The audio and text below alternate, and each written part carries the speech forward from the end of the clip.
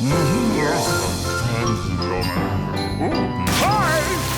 Hello, and welcome to the Daily Almanac for February 19th. So, let's get started.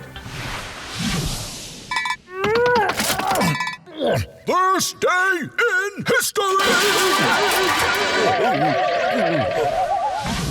On this day in history, February 19th in 1781, the British surrendered at Yorktown, effectively bringing an end to the American Revolution.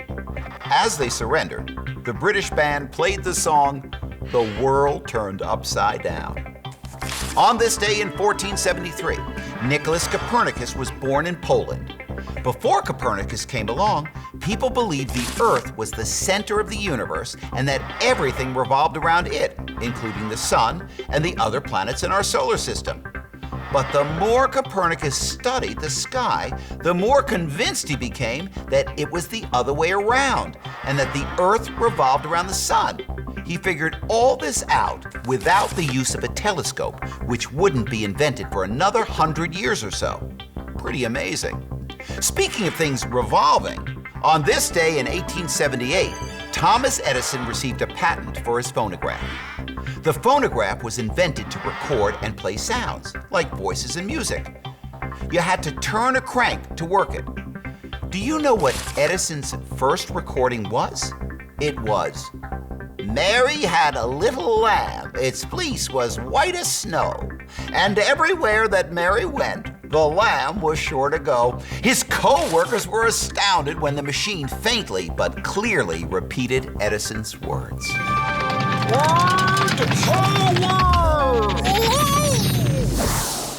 Today on Word Power, we're going to talk about the saying, "Make hay while the sun shines." Now, if you make hay while the sun shines, it means that you make the best out of something and act on an opportunity when it arises. The saying comes from the actual process of cutting grass and making hay. If it's rainy, you can't make hay or else it will get ruined. Instead, you have to wait until there's a string of sunny days and work hard to get all the hay done before the rain clouds build up again. You have to make hay while the sun shines. Ooh, extremes.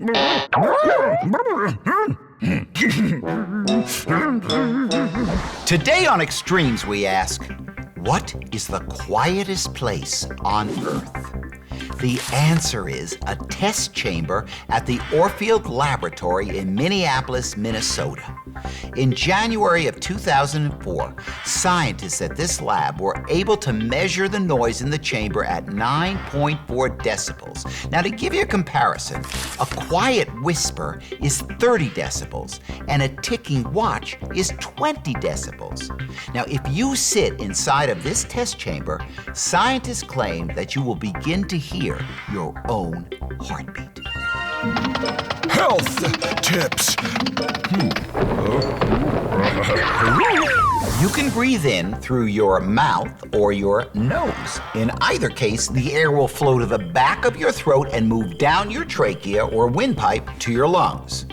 When you're running and you need lots of air, you probably gulp it in through your mouth. However, when you're just sitting around or walking along, it's best to breathe in through your nose. Your nose filters and warms air before it reaches your lungs. It gets air in the best condition to enter your body. You can actually think of your nose as your body's very own air conditioner.